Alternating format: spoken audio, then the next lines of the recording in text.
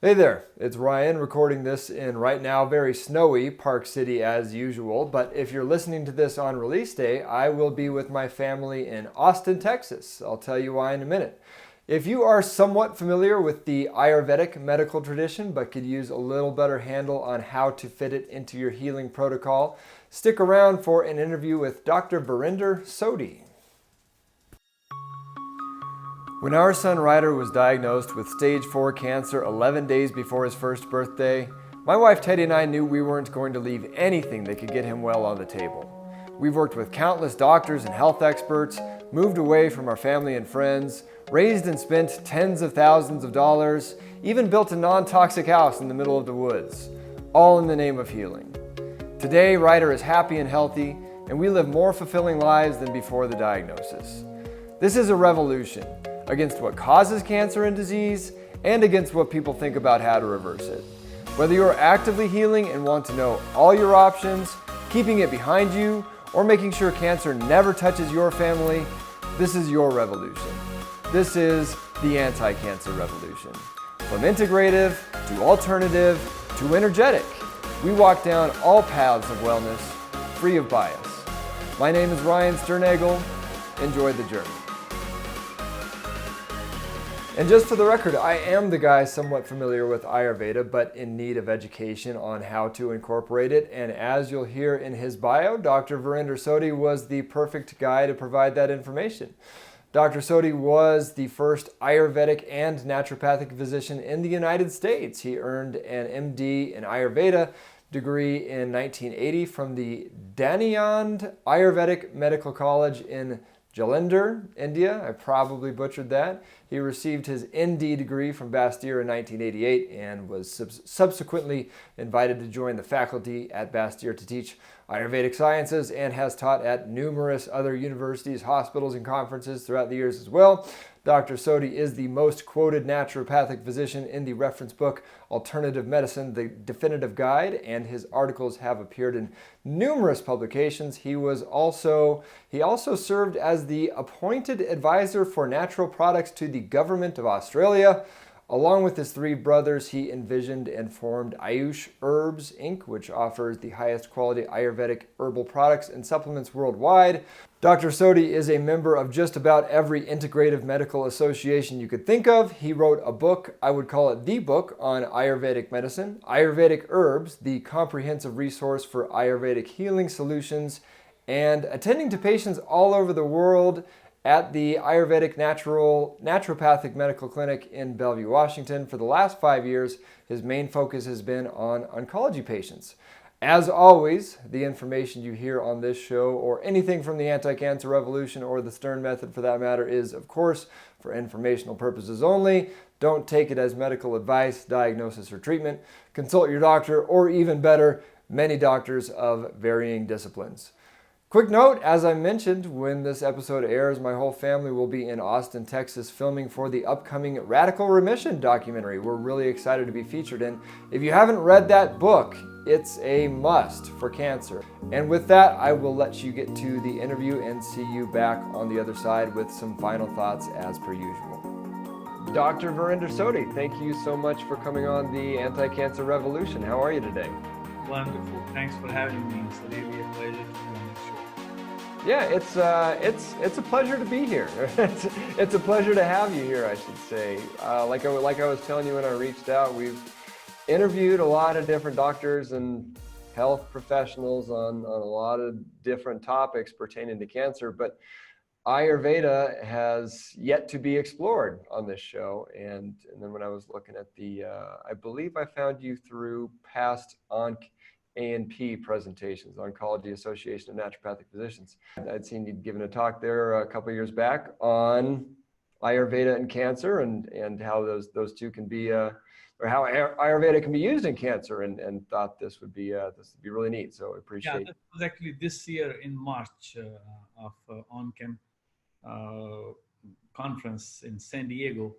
And I've spoken previously too, but this year, I think you may have come across this year's because I was presenting my 5-year plus survival data on cancer patient using Ayurvedic and naturopathic treatments. I'm Really excited, really excited to get into that with you. To start, could you speak to the fact that, you know, I mean, a lot of people I'm sure are just familiar offhand with what Ayurveda is. You know, maybe they know it's a form of medicine practiced in India or even just in the East, but they don't know a whole lot about it. I found it fascinating just flipping through your book, which is incredible. Ayurvedic Herbs, the comprehensive resource for Ayurvedic healing solutions, that I didn't realize that it was still to this day, the primary care model for hundreds of millions of Indians, as you put it. I just kind of assumed that maybe it was like here where conventional or traditional medicine kind of ruled, and maybe that took more of a backseat or a complementary role. But are you saying there that it's still practiced as, like you put it, a primary care for a lot of people over there? Yeah, the Ayurvedic medicine, is practiced a lot more in a rural setting than in a city setting. So still a lot of India still lives in the rural setting. And so there is a contrast, between the city medicine versus the rural medicine. So a lot of folks who are living in the villages use Ayurvedic model, and it was a deep seated in the, culture. So a lot of everything, even the allopathic doctors, a lot of allopathic doctors are sons and daughters of Ayurvedic physicians who went to mainstream medicine. Like my great grandfather was the first medical doctor of British India. And so there is a long, long lineage of medicine in my field too, in my family too. So it's really, interesting. But the Ayurvedic medicine is very, very old. It's several thousand years old. I think it's very difficult to put the right number to it. And the philosophy is very simple, that we need to follow the laws of Mother Nature. When we follow the laws of Mother Nature, Mother Nature has experimented for millions of years, and she knows the best how to keep us healthy. And what I tell my patients is, like the animals and birds and the trees and the fish, all they follow the Mother Nature's laws and they stay healthy. Unless otherwise, when we mess them up, we put chemicals and stuff that messes it up and creates a problem. So just that's the simplicity of Ayurvedic medicine, just learning how to live in harmony with Mother Nature. That's beautiful. Yeah, I often describe cancer as just one of the ultimate expressions of us straying from what's God given, what's natural, whatever the Creator intended, whatever you want to call it. But yeah, it just seems like when you start digging into all the things that cause cancer, it can really just be summed up with just straying away from what we're supposed to be doing here, and that's, I suppose, why a lot of people that take a holistic route and start looking into these things describe cancer as one of the best things that ever happened to them. It's crazy to say, but when you really start taking a look at your life and asking, how did I get off track in certain areas, and then tuning those up, it can be a really neat thing. It certainly was for our family. And actually, I wanted to back up. You mentioned in your book your father pointing out different medicinal herbs to you as you were, taking walks and that sort of thing.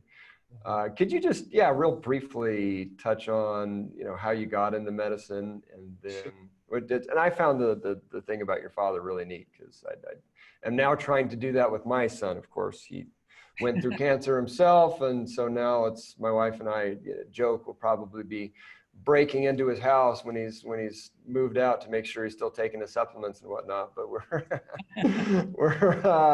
we're trying to teach him all we can now. So that's not needed as much when he leaves. But I found that really neat, that little tidbit. So I was hoping to hear how you got into medicine, and then cancer in particular would be good. So when I grew up, my father was not in medicine, but he has a keen interest in medicine. I think he wanted to be a doctor, but somehow he could not afford to be a doctor in his times.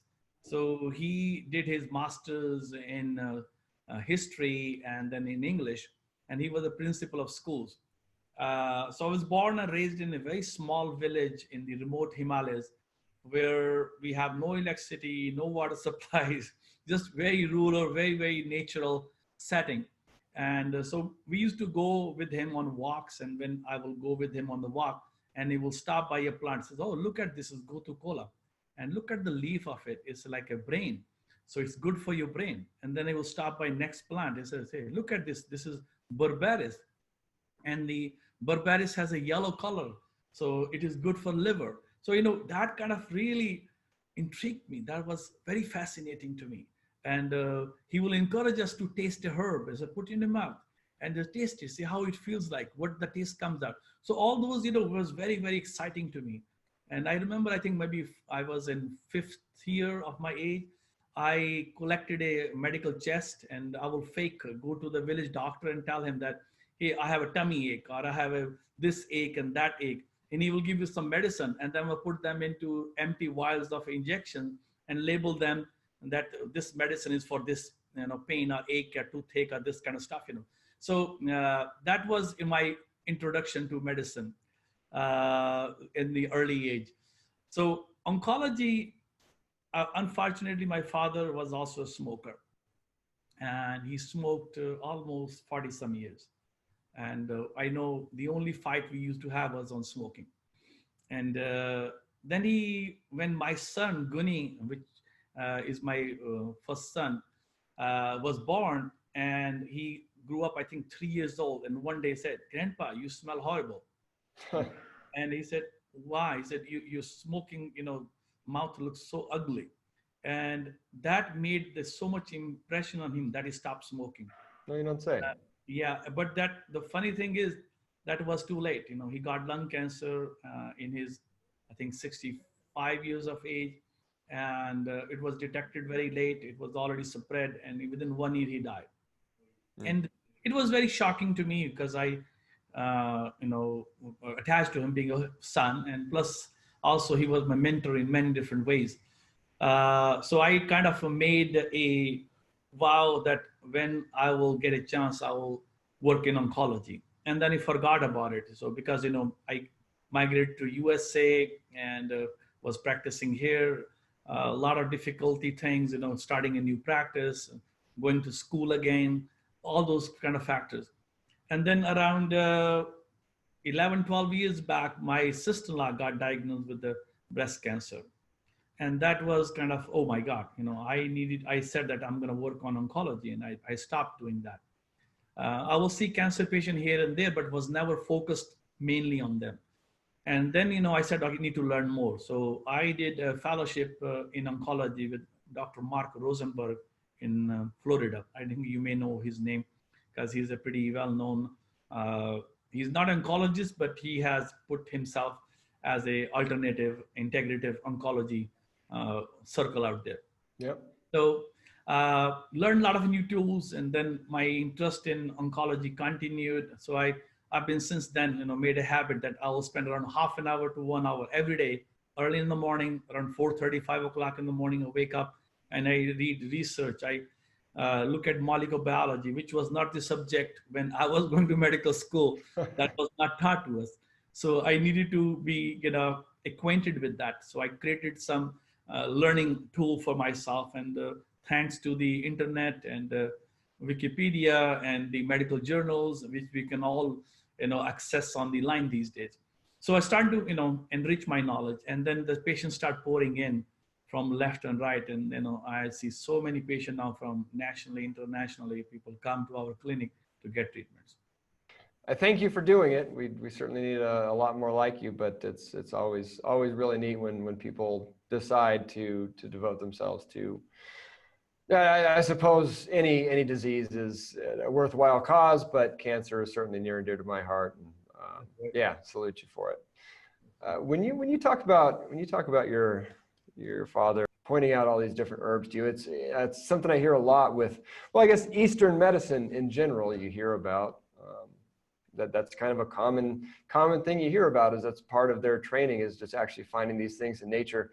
Is it because there are more herbs growing in the East, and that's why there is more of a focus on herbs on that side of the world? Or if I were to go on a walk somewhere in the forest here in the US of A, would I find as many healing herbs as I would over there. I just, maybe, you know, it's gotten lost in the culture, or I guess that's what I'm trying to say. Are there more herbs actually growing on that side of the world than there are here? Or I'm just trying to get why the emphasis is different on that side versus this side. Yeah. So, you know, one thing is that the Indian culture is very old, you know, and several centuries, and these people were very advanced in their thinking. And the India was actually a learning academy for many centuries. For different part of the world, people used to come from all over Europe and China. There were schools. Even there is a very interesting documentary on the life of Jesus Christ, that he went to India from 13 years of age to 27, and then he reappeared back in Jerusalem. It's actually available on YouTube. You can watch it. So I think what's it called? I think it's called the Life of Jesus in India, something like that.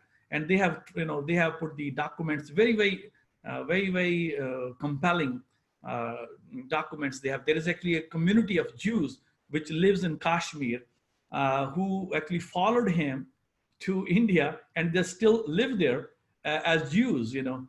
And this is, we're talking about 2,000 years later. So, and you know, they have same kind of features, and they speak their language. Of course, you know, this also mingled with the local languages there. So very interesting and compelling. So the India, there was actually was interesting because Jesus Christ also went to so many different schools of the religions and studied different religions, like Bodh religion, Jain religion, Hindu religion. Those were the main religions of India at that time. So it's interesting, you know. And you might have heard about the three wise men and how they brought the specific herbs.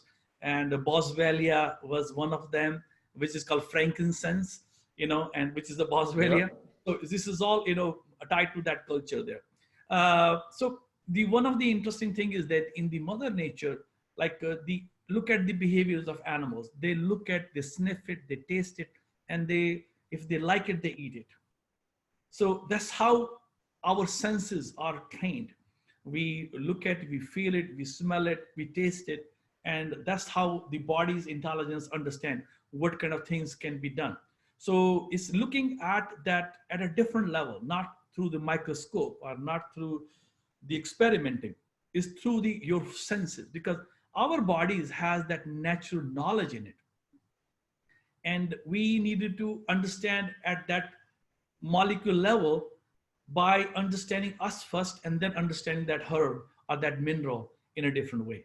So I think that was part of the culture too, which we were trained to smell, to look at it, to make a connection, close connection with the mother nature. And I really enjoyed it. And still, even today, whenever I go for a walk, I look at the plants, and some of them I don't know. Like I was here, you know, for the last 3-4 days, and I've actually been tasting some plants and trying to make sure that what kind of plants these are. I don't know all of them, but I'm just trying to, you know, get the feel of it. And some of them, you know, they has those properties which I can say, oh, this can be used for diabetes. Oh, this can be used for digestive issue. Because, you know, the knowledge is universal. We just need to apply in a different way. So yes, there are a lot of herbs around here too, which can be used. And like the Native American culture is very rich in herbology, and a lot of plants which we use are from the Native American traditions, like echinacea is one of them, you know. The Oregon grape is another one. Golden seal is another one, which we all use, you know, but they came from the Native American cultures, you know. So yes, we have amazing plants all over the world. There is a old Ayurvedic saying. It says that there is nothing in the mother nature which cannot be used as a medicine. Everything in the mother nature can be utilized as a medicine, depending upon how we apply that knowledge. Yeah. Wild food foraging is getting higher and higher on my list of things to do, things to figure out, and within that, just finding out what kind of medicinal plants are in our area. So, yeah, I'm with you there. And then, you know, we just talked about herbs, but I guess one more general question before we dive into cancer specific is when we talk about Ayurveda and Eastern, you know, traditional Chinese medicine and that sort of thing in general, a lot of emphasis gets placed on herbs, but is there, I don't know, what's the wider context, or is there a wider context, and what else is kind of unique to Ayurveda outside of herbs? And then I guess a secondary question would be how does Ayurveda contrast to some of the other Eastern medicine traditions, such as traditional Chinese medicine, that sort of thing? Yeah. So we are a amazing identity. We have mental and emotional aspect, a spiritual aspect, we have a physical aspect. And whenever you are talking about Ayurvedic medicine, we are trying to focus on all those aspects. And in cancer, there's a huge mental and emotional component.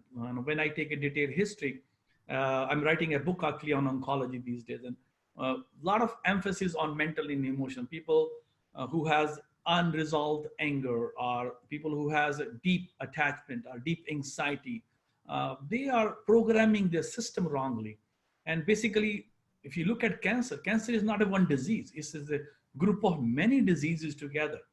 And that's why the current model of medicine is not working properly, because we're trying to shoot it with different chemicals and the results are not sustainable.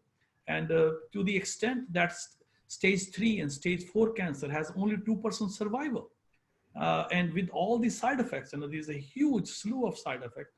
And what we are, asking, that we are calling that a cure, which is in stage 1 and stage 2. And if you just remove the tumor and don't do anything else, and these people will still live, as long as they've been claiming to be. So I think, sometimes I kind of laugh at it, what we calling it the cure, that is not the true sense. Because if you treat stage 3 and stage 4 cancer and you see the result, even with the immunotherapy, all those targeted drugs and the radiations, and the success rate is only 2%, which is a sad, which is a really, really sad affair. That means 98% people will die because of most of the people die because of the side effects of chemotherapy or radiation, and which is a sad, sad thing. And then millions of dollars spent on it. So without getting the true cure out of it, what has been promised.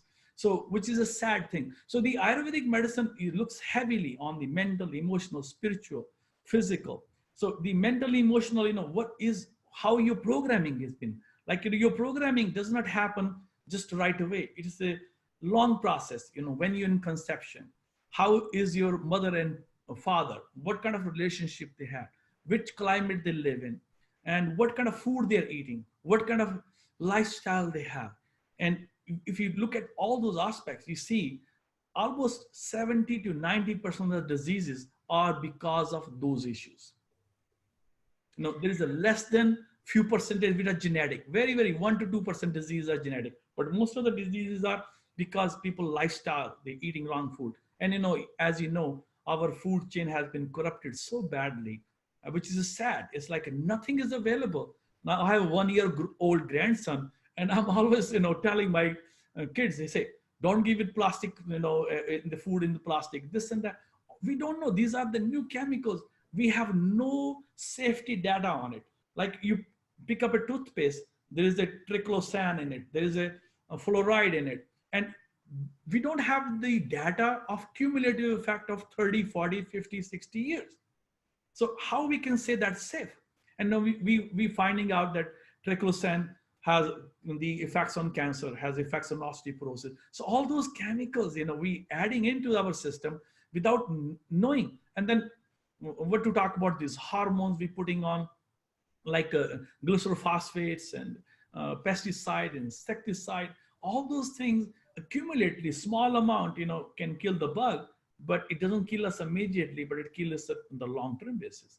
So it is a sad affair. Basically, if we want to be healthy, we're going to have to go to the grassroots level. And I tell my patient, if every one of you stop using the product which is available, which is loaded with chemicals, this industry will get the lesson, and it will be in one day you can change the whole thing. Like, if you think, 50 million people say stop using, even 10 million people stop, even 1 million stop using it, there's a message is gone there. Hey, we need to change. Then the corporate interest will be just fades away. They have to come to the original, the reality of it.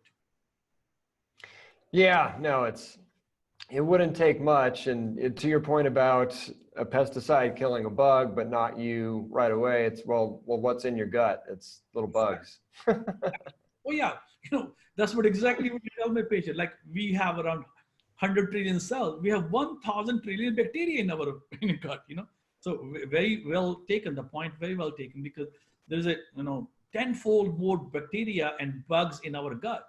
And some of them we know, some of them we don't know yet. There's a huge science which is lacking the knowledge. So when you sit down with a cancer patient, then you're not only, I don't know if prescribing would be the right word, but recommending different herbs and that sort of thing, but you're also kind of walking through. Is that do you have somebody that you send people to, or are you yourself walking through the kind of the mental, emotional side of things with them? No, I encourage them to. I initially, when they come to me, I talk about on a mental emotional aspect and the tools like meditation, breathing exercise, counseling. I don't do counseling myself, but I encourage them to do it. I refer them for counseling because if you just think about it. If you walk the same track every day and you want a different result, it's not going to change, is it?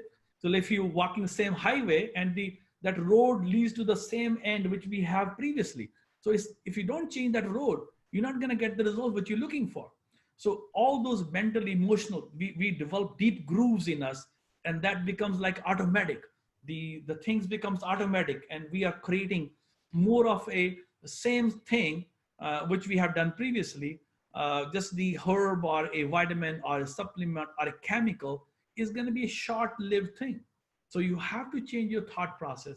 You have to change your energy. You have to change your lifestyle. You have to change your sleeping cycle. And then you can think for something change. If you don't exercise enough, or if you're not exercising too much, that's not good either. But you have to balance it out. You just create a balance in your life. And the balance is not a few screws you put it in and then you all tight. It changes every day. This is a everyday thing, and you have to look as it comes to you, and then you create a balance according to that situation. So when we talk about herbs, Ayurvedic herbs in particular, to start, maybe what would be some Ayurvedic herbs that people that have been researching natural health and that have been researching natural health and medicine might be familiar with? So one of the which is very common and popular herb right now is the turmeric, and has become the buzzword for cancer. And there's a huge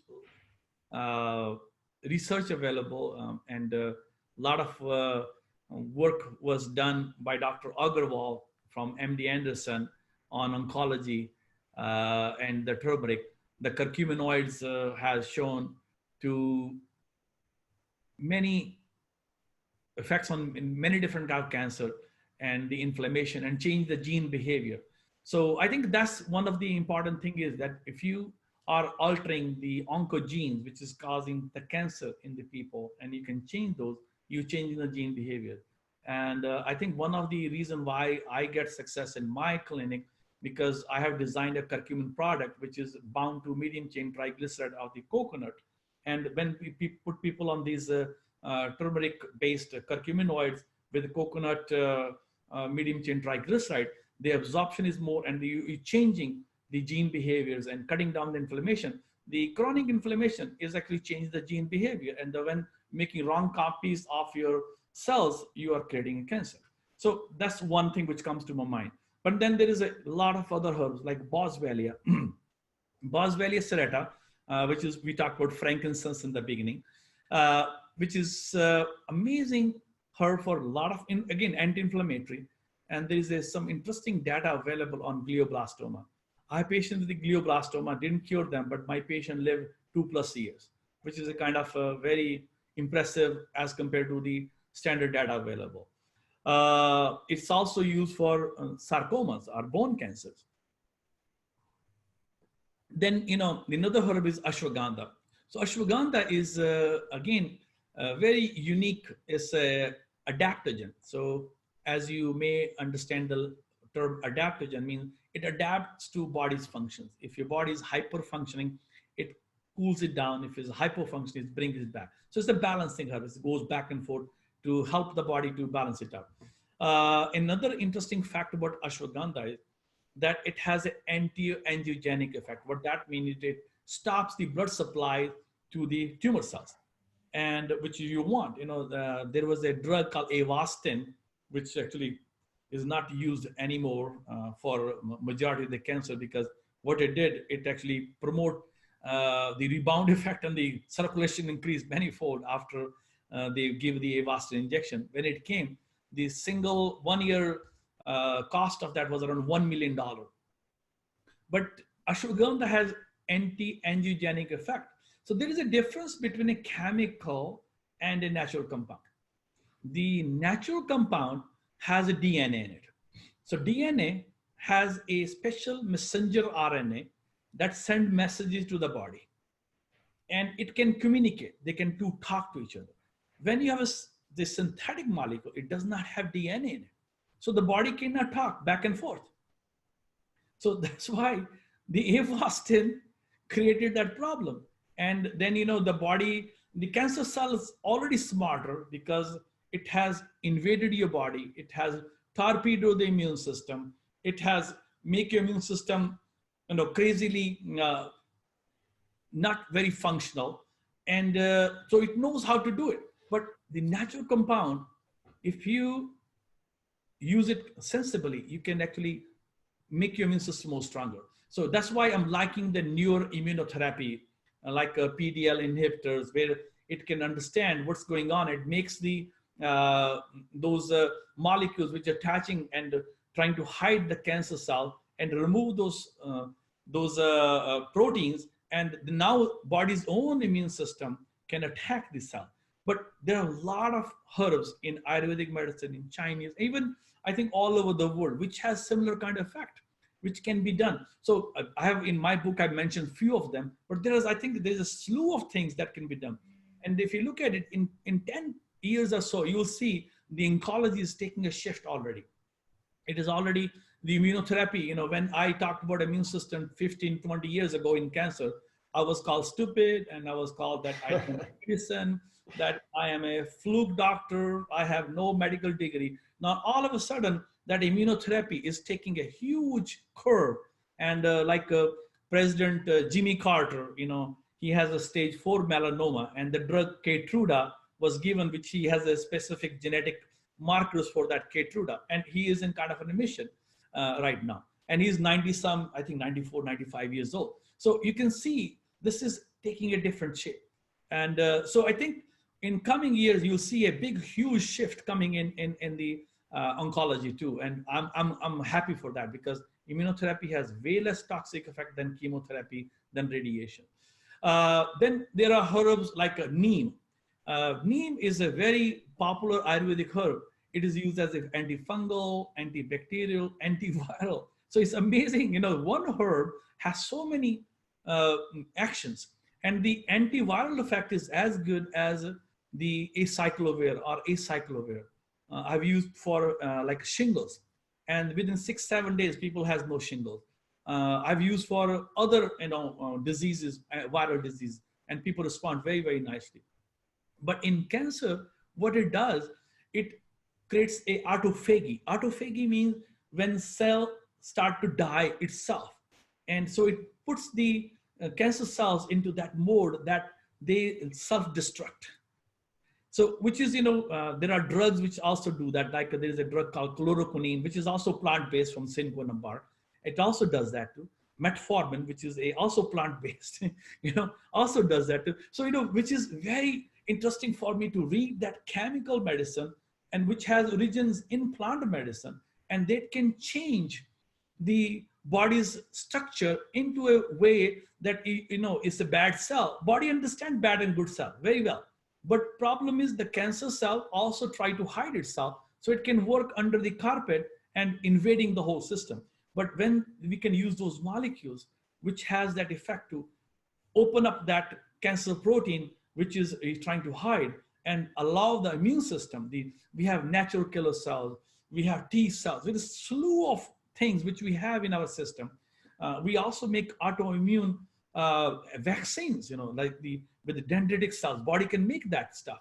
But the problem is it's also hiding. The gut is not working properly. Emotions are not very working properly. The food habits are so wrong. We're loaded with sugar. All those feed into the cancer cell, and they are happy. They are having party. And who's suffering is me and you. And as a matter of reality, all of us has cancer. Like I have cancer, you have cancer. Anybody in this living world has cancer. But immune system is so intelligent that it can precisely look at that cancer cell and kill it. So, but when our immune system, the intelligence of the body is not proper, we get these diseases like cancer. You mentioned autophagy in there. I hear it pronounced a million different ways, but you linked it to cells self-destructing more or less. My understanding was, that would be more of an apoptosis type of thing when a cell actually dies versus. They're similar to, the autophagy happens when the cell starves itself. Okay, and kills. So it's very close to, apoptosis is a Latin word. I just want to give you a little history about this word, where it word was taken. So when the fall season comes, the leaves they concentrate pigments in them. They say like the green leaf turns into yellow or red, and then it falls off. So that process is called apoptosis, by the way.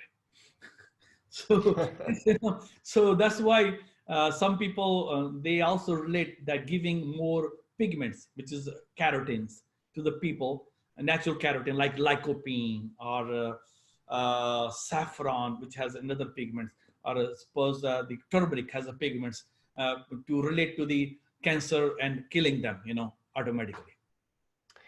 The turmeric product that you mentioned, or curcumin product that you mentioned, you said you paired it up with MCTs. There are liposomal curcumin products. There is golden milk, which I don't know if that's an original Ayurvedic formulation or not, but basically where you're mixing turmeric with coconut milk to get the fat absorption, that sort of thing.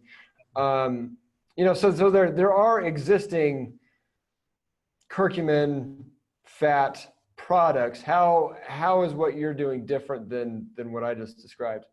Yeah, sure. So, the golden milk, for example, it comes from the traditions of Ayurvedic medicine.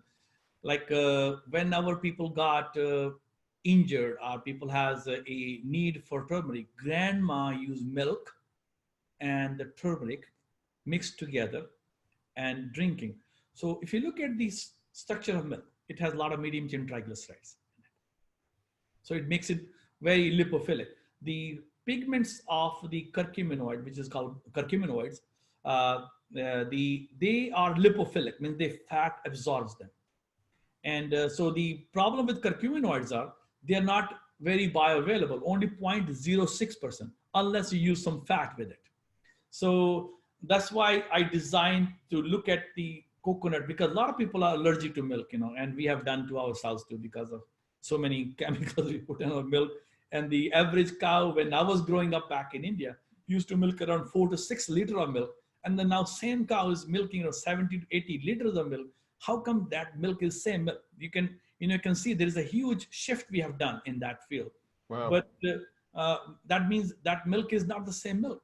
And there is also A1 and A2 protein milk. A lot of cows from India was only A2 protein. But now the cows over here are A1 and A2 protein. So there can be a lot of factors which is responsible for that. So I used the coconut, which has a less allergenic component than milk. Although you can be allergic to anything in the world, as you know, because there is so many variable genetic variables, then the environmental variables and toxins and the pesticide, you name it. There's so many things. So now again, the medium chain triglycerides, we have talked about keto diet, so it's fat loaded. So it also kind of shunts the sugar away from the cancer cells. And that's what you want. You want that cancer cell should not be fed with sugar. And so there is a double purpose. It makes you into like slight ketosis, and plus it make it more lipophilic. and more bioavailable. So that was my thought process when I was doing it. And I also loaded some CoQ10 in it and some black pepper, ginger, and long pepper, which are three peppers, which enhances the absorption of it, which is called Trikatu. Again, comes from the Ayurvedic traditions. There is a lot of studies available on Trikatu and enhancing the bioavailability of different things, like a drug rifampicin, which is used for tuberculosis. When you put the Trikatu or the three peppers, like a black pepper, ginger, and long pepper, the dose can be reduced to 20%. So that is amazing, amazing. Like you're using antibiotic, but only 1/5. Isn't that amazing? Like if you need to use antibiotic, you use so small dose of it. It's like using chemotherapy in a metronomic form, in a small, like there are doctors who use chemotherapy in small doses rather than in large, loaded dose. Yeah. And they get some good results too. But it's not a mainstream medicine yet because it doesn't make a lot of money. It's not $30,000 per pop. So there will be less popularity of those kind of medicine. But I know doctors in this country and other countries who are my friends. They're using metronomic chemotherapy and getting good results. Of course, they are not, they're not killing people with chemotherapy and getting better results with it. But it's not become a standard because I think this is again, the dollars is attached to it. Yeah, there are quite a few different clinics offering that lower dose metronomic approach. Dr. Block comes to mind in Chicago, but yeah, quite a few. It's interesting stuff. So when we talk about the anti-cancer properties of these herbs, in your book, for instance, I think you have something like 44 or 45 different herbs. There's a slew of them. There's so many things. Yeah, so you have close to 50 herbs broken out and everything you could ever want to know about each individual herb, what its main properties are, what different ailments it could possibly alleviate, all these different research studies listed about each different one. You go to the index and look at cancer, which is what I do with any medical or healing book, first and foremost. You see that I counted 34 different herbs that all have anti-cancer properties. When you're designing a protocol for someone, how do you go about selecting which particular herbs you're going to use? Is it more or less the same starting place for every person and you start to tailor it from there? Or are you looking at the particular cancer type or particular factors within the cancer? Or how exactly are you selecting herbs for cancer patients? This is an ongoing learning process. One thing is because, as you know, we have not figured it out. Otherwise, as you know, that will be, very famous all over the world. Have not figured it 100%. But again, going to the basic principles is very important. Every disease starts with the mind first. Like mind is your driver. It's like you have a car and you have a driver. Now this driver has the responsibility to stay in the center of a road. If you steer to left or right, he's gonna wreck it. So the mind leads you. So the mind has to be clean and very, very pious and in connection with your body. So that's why we have practices of meditation, yoga, pranayam, the counseling, talking about, and our culture is, we have that individual kind of privacy type of stuff, but we also lost a lot of links. The families are not together. There is a scattered families all over the world. So there is a not a mental and emotional component as strength available. That is a huge gap in our medicine, which we need. There's like a comforting hand, a comforting hug, a reward will solace you more than some money which you can send, because that is an amazing tool of healing. Then basically, I think you have to look at the whole picture. The food, starting with the digestion. If your digestive system is not good, you can put all the gold in your system, is not going to work because there is not a good digestive system to handle it. And that starts with as simple as chewing your food, as simple as enough hydrochloric acid in your tummy, as simple as be mindful of eating what you're eating. We lack a lot of nutrients, the phytonutrients in our diet. we have food loaded with a lot of calories, but very less nutrient. So we're eating the caloric rich, but very less nutrient rich food. And I just had an interview this morning with another topic. And I was telling her that, do you know how much calories are in broccoli, one head of broccoli? She said, I don't know. So 80 calories. So you you eat one head of broccoli, you have only 80 calories. You eat one piece of pizza that has 700 to 900 calories.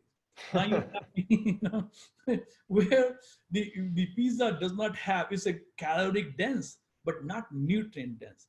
But if you eat one broccoli head a day, which is not possible for most of us, we are going to ward off a lot of cancer. Not only one kind of cancer, so many cancer. Same thing fruits. So like you eat apple, one apple will have 70 to 90 calories. One banana, same thing. Cup of blueberries, blackberries.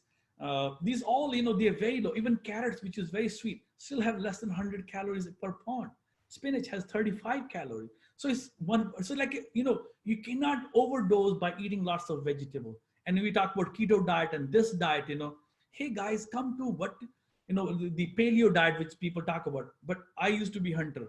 Let me tell you, you cannot live on meat diet, because I used to go on hunting, and weeks will go by. There'll be no animal, no bird available. So I'm not very proud of that, but I did as a young kid. But what I'm saying is that all concepts that people put was wrong concept. They did not look into what Mother Nature has done. Like when we used to go for hunting, so we used to have backpack, and we'll grab a twig here, we will grab a root here, we'll grab a fruit here, we'll grab a berry here, a nut and seed. And our bags will be full of those things by the time we come home. And we ate that. If we got a meat, we got this much portion, because one bird, 7, 8 family heads, how much meat you got? This much. And so it is amazing, like we put concepts together without looking at what is historical aspect of it. And people, even like look at the traditions of Indians, native Indians I'm talking about, Chinese, like most of the India was vegetarian. They did not eat, still I think 50% population is vegetarian. They didn't eat the meat, if people who ate meat was only once a month, kind of small proteins. In the Chinese, the Okinawans, how much meat they eat? The small amount. They put lots of vegetable, lots of other things. So a lot of things which we don't do the basic right, you're not gonna get, balanced. And then we don't have enough time to spend with the family. We don't sit down. We don't spill our guts to them. And then we pop in Paxil or Prozac to get that, emotional and mental part covered up, which is actually causes more disease than the health itself. And then we don't get sleep. Then we pop in another sleeping pill, which actually makes you more cancerous and more die prematurely with the heart disease and high blood pressure and osteoporosis. And there's all published data. It's nothing secret anymore. This is all there, but it's still prescribed like a candies, because we are looking for easy solutions. If I tell, a few weeks back, I shared a cartoon by Dr. Bruce Lipton. I think you know his name. Yep. He has sent a cartoon on Facebook. There is a one window is for surgeries and the drugs, and one window is lifestyle changes. And there's a line of people after the surgery and the drugs, and there is nobody standing on the lifestyle. So we don't want to take responsibility on us to help, and we are in a mess. Like look at in America, the #1 cause of bankruptcy is your health. And we cross to Canada, that's not the case, which is we are same culturally, we are similar, and people live longer in Canada than over here. So it's funny that how in America especially we have shaped our culture, popping in the pills or even supplements too. Again, that's not the right stuff for us. We need supplement. Yes, if you iron low, you need iron. But if you don't have a low iron, you don't need iron. Same thing, a lot of people pop in vitamin supplement. If you're low in it, yes, you need it. But if you don't, then you don't need to pop in. So I think there's a check and balances. If you don't do it, you're gonna be in trouble. The popping in just a supplement does not mean that it gives you, a strength or health. So I think we all need to look at the whole aspect of balance. What is balance for me? and that balance can be different than my balance. Yeah, it's funny to your point on hunting. I think somewhere along the way, the hunter-gatherer thing got way askew when it comes to the paleo diet, and people just completely forgot about the gathering part, and which is silly, because I think very few people on a paleo, what calling themselves on a paleo diet, have actually ever gone for a hunt. And if they did, they would probably experience what you experienced. That if you're actually trying to live on that, you're going to need to eat a whole lot of plants along the way before you. Exactly. You can even survive that hunt. When you go for a hunt, now we have cars and the ATVs and all the stuff. But when you're walking on foot, you have to walk miles and miles. So first you get hunted, then you got something to hunt. So it's really, you're burning a lot of calories, and you're in front of the elements. So very interesting. Which people don't look into it. Now the animals are farm raised and all those stuff, which we have more availability, which is not right for us, which is not good meat. There is an analysis of wild game versus the farm raised animal. They have entirely different composition of meat. The fats are different. Before I forget, the curcumin product that you formulate, is that something that only your in-person patients have access to, or do you make that available online? Available online too. It's called co-curcumin, CO and curcumin, and it's available. We are doing good with that one. We shall link to that in the notes to this interview then. Very good. I suppose, what are some of your other favorite, your other go-to herbs besides the few you mentioned for cancer in particular, when you're seeing somebody?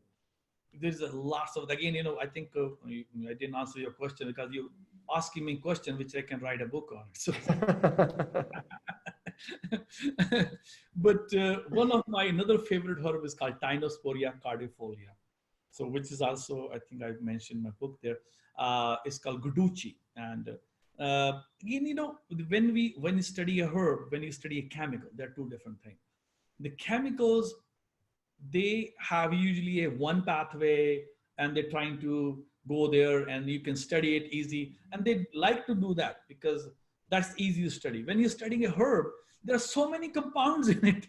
They have a hard time studying it because they cannot. I think thanks to the molecular biology, we can see what upregulation and downregulation we have in those the SNPs, and then we can say, okay, this is what's doing to it, and this has a positive effect. So I think that's what I said. The medicine is changing, and it's going to be changing for betterment because with all this new research in molecular biology and all those things is bringing out amazing stories about the traditional medicine, like Chinese medicine is getting popularity again because wow, we had amazing knowledge, like the mushroom, the turkey tail, when it was given to people who has a cancer, even with chemo and radiation, people lived a lot longer, than people who lived only on radiation and chemo. So I think we are seeing some amazing research coming on with lots of different herbs.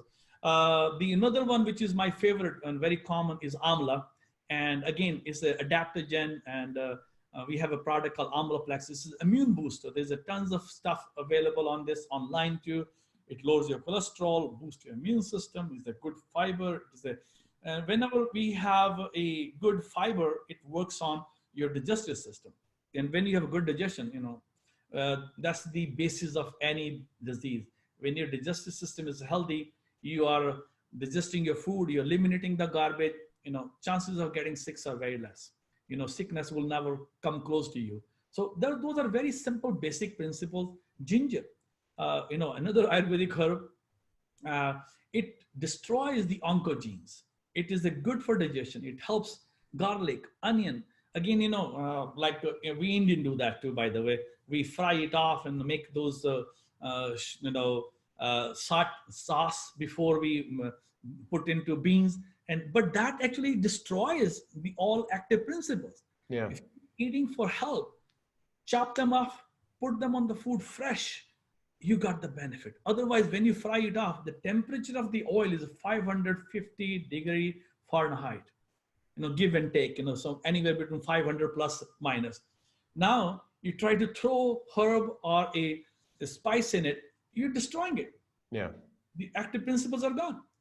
And now you're trying to get the benefit, because I see a lot of Indian population, and a majority of them are IT guys, and they have diabetes, they have heart disease. When you eat those spices, or the green spices like your basil, coriander, or cilantro, garlic, ginger, you're not supposed to get the diseases. But why this population is getting, they're destroying it by just frying it. now we have, there's no benefit. So I see a lot of these people, young, 30 years old, 40 years old, getting diabetes. And I'm trying to teach one by one. But it's also palate, we like our French fries. And when we're eating French fries, it tastes yummier, but we also making a lot of acrylamides, which are really a poison for us, which is, the glycation is crazy. The sugars which actually these has, it becomes like crispy, and that caramelization enhances the flavor and taste, and we get used to it. So, but that's not good for us. So I think we have to change our palate. We have to use these things in a fresher form, especially the spices and the green spices. You will see an amazing difference. I've done experimenting in my clinic. I said, okay, don't cook these, use them raw, and I will do blood test on you 1 month later. They come to me 1 month before, their cholesterol is 256, LDLs 150. Their C-reactive proteins are 4.5. 1 month later, nothing else changed. Their cholesterol dropped to 180. Their LDL dropped to 90. C-reactive protein to 1. Hey, our food is causing that inflammation. Our food is causing us the problem. Why not to change it? I know this easy to pop in a pill. You can say, okay, you can take statin drug, but that's not fixing it. You're just trying to change your system, the metabolism of that, but that's also going to create something else in your side effect, and you're going to have a negative loop on you. So there is, again, there's a tons of different herbs, the amla, triphala, bacopa monieri, which is really good for the brain. Gotu kola, another amazing, it actually has an amazing effect on strengthening the collagen. And our body has 70% protein is collagen. And when you strengthen it, you are actually not only strengthening your skin or bones or your teeth, but you actually strengthen your whole body. There is a lot of collagen products out there now. Again, I have a mixed feeling about that too. I rather like herbs rather than, those things, because, not everybody digestion is similar. So we cannot just force, like, we have all those protein drinks, and we were promised that these protein drinks will shift you. Again, same problem. It has not done it. So I think the real food is real food. I can make chemical with the proteins. I can make all the synthetic protein. I can make all the synthetic carbohydrate. I can make all the synthetic sugars. I can make all the synthetic, the fats. But when it comes to the body know the real food. Body does not like the synthetic food. And there has been experimenting done on that. And they found out, oh my God, people are dying more faster when people put on those synthetics. So the real is real. So come to the basic. Learn how to calm down your system. Learn how to chew your food. Eat food which is available in season. Don't go for exotic things, which is not available. Try to eat food which is local. Because Mother Nature, again, packs that knowledge in you. Which latitude you live, it is amazing. Your body adapts to that latitude. It's like, when you are living in Colorado, the elevation is different there than in Hawaii. The foods are different in Colorado than in Hawaii. So it's like people don't understand. The Mother Nature has done experimenting for millions of years, and she has understood it much better than all the scientists of the world. Yep, getting back to AI. I'm glad you mentioned eating local as well. Like, when people go to a higher elevation, they have to acclimatize. So it's a simple concept, which we use in one aspect, we forgot on the other aspect. Could you speak to integrative use of Ayurvedic herbs in terms of protecting vital organs from chemotherapy, radiation, that sort of thing? Alleviating side effects, all that good stuff. I assume there are some good uses there as well. Yeah, lots of those, yes. Like I talked about amla. And there are drugs which has a very toxic effect on the heart. And so when you use those drugs, it cuts down, actually the people get heart attacks and more rapid heart attack. Amla negates that effect. So if you're taking that chemotherapy, it will cut down the effects of it.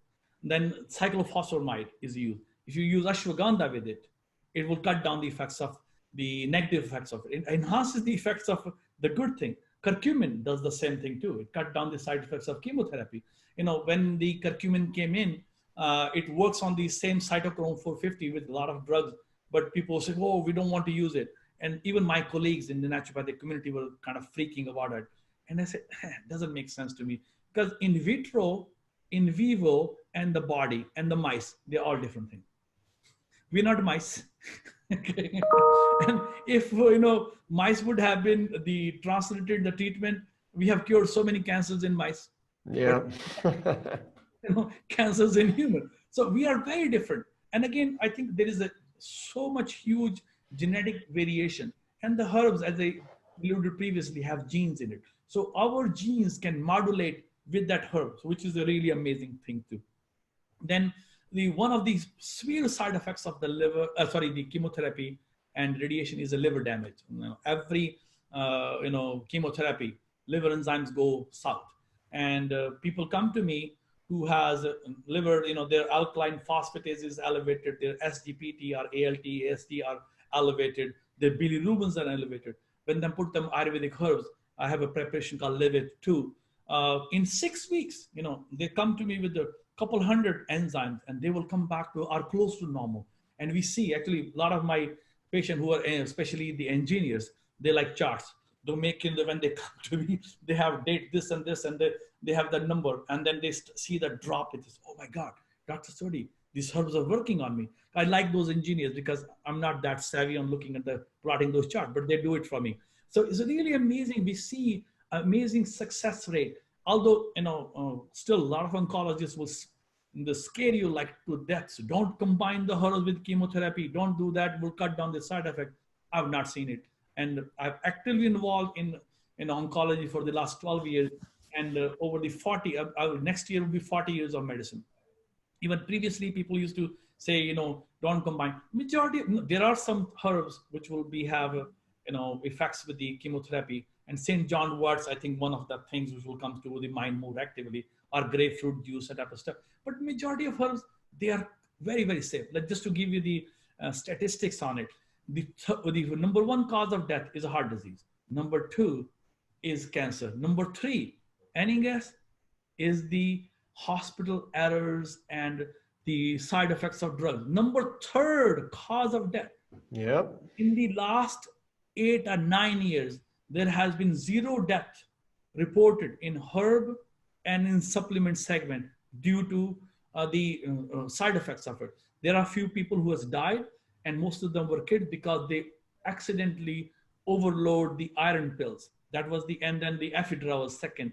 But those were accident. They consumed the whole bottle of it rather than not the normal use. These drugs were normal use, by the way. They didn't consume bottles of it.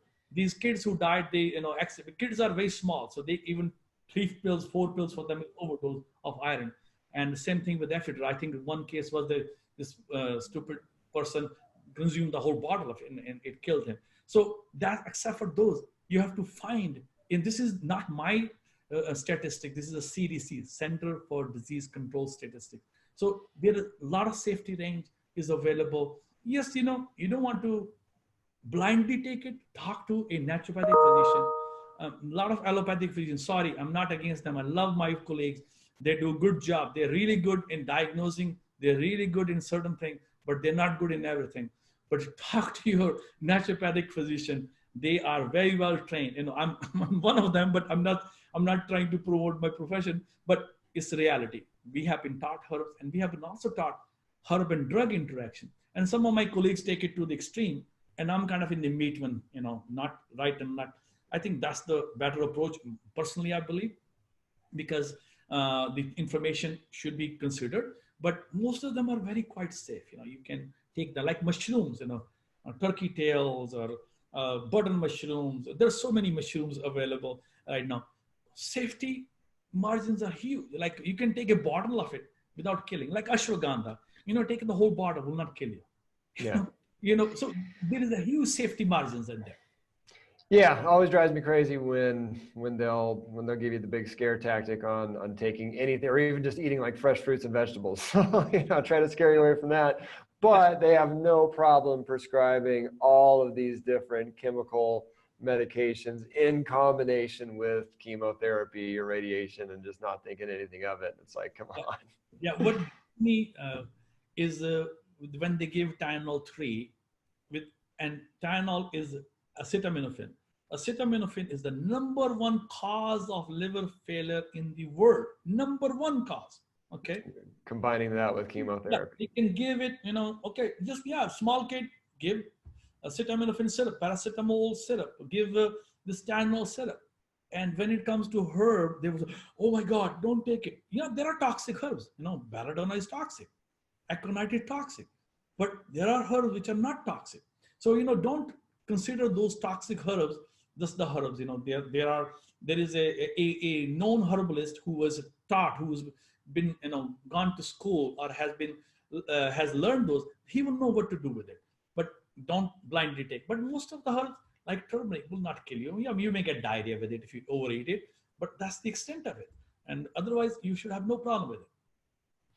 Well, it sounds like you've made quite a few formulations yourself, which we'll link to everything you mentioned in the notes, and I'd encourage people to check out your website and see what you have there. Do you have any, for things that don't fall into the category of one of the formulations you make or something like that? Do you have any particular brands or sources, places you like to go to get different herbs?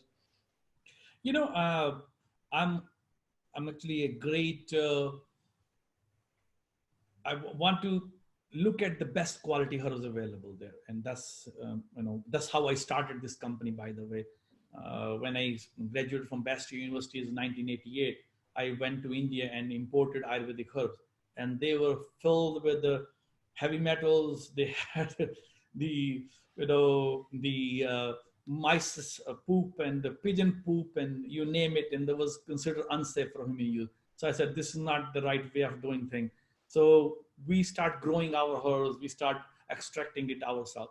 So I like, a lot of companies out there, they're doing good job, but not everyone out there is doing good job. So I think you have to be a little careful. I like products from Metagenics. I like the product from them. Thorn Research, I like the product from them. And then, there are other mushroom companies. I'm just blanking on the names of it. Gymogens, so these all, good companies who has done some good job in the due diligence in their field, respective fields, and they have done, and they have created some standards. And so, when you're using herb, make sure that should not have heavy metal, because heavy metal itself is a problem. And unfortunately, a lot of Chinese and Ayurvedic herbs have been blamed for that, and which is sad as it is.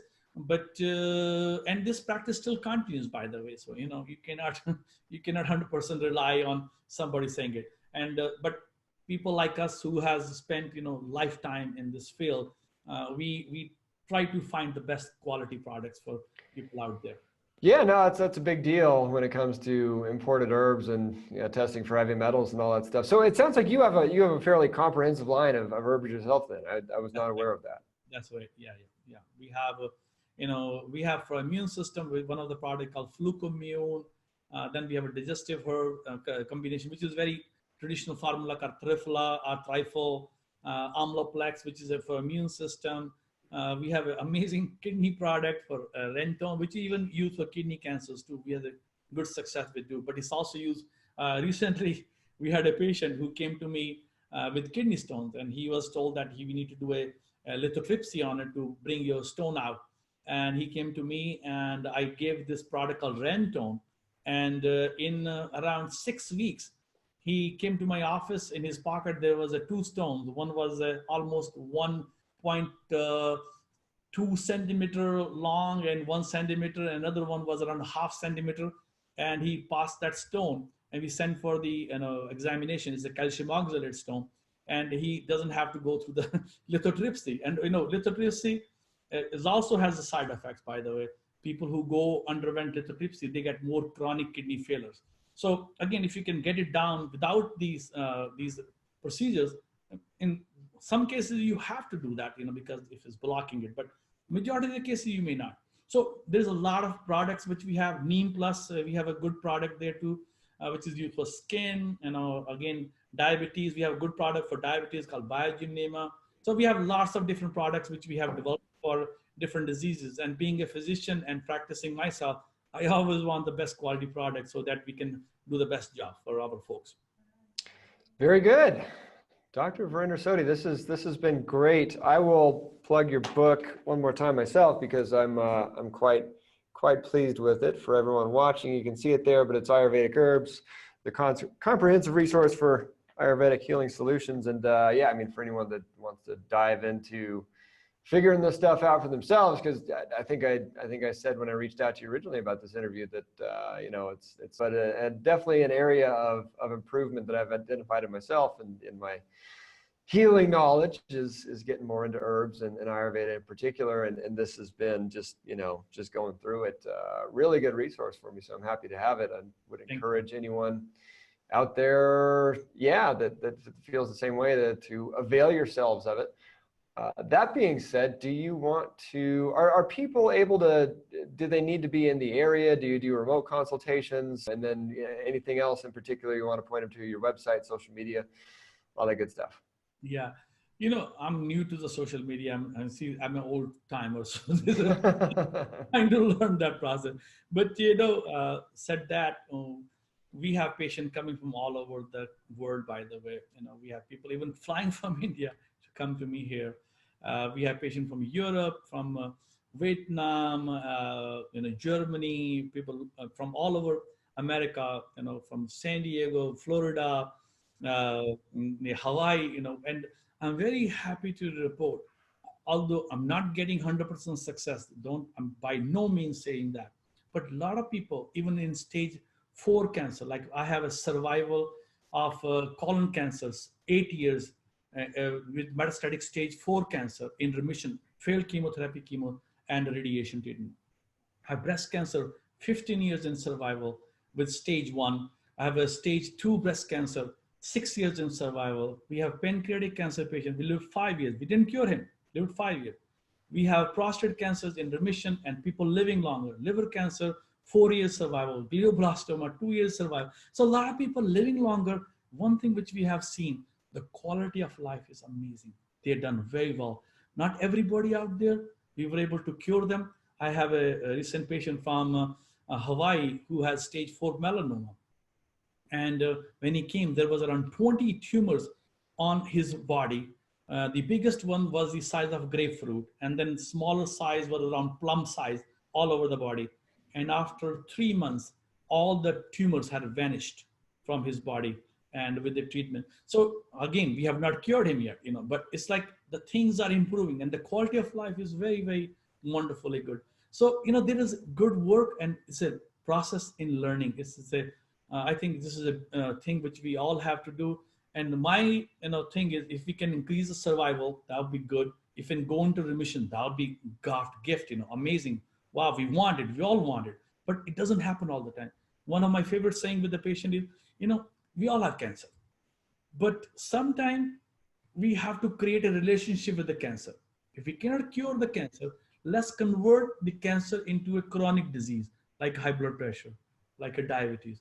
So we can manage it. The cancer doesn't bother us and we don't bother the cancer.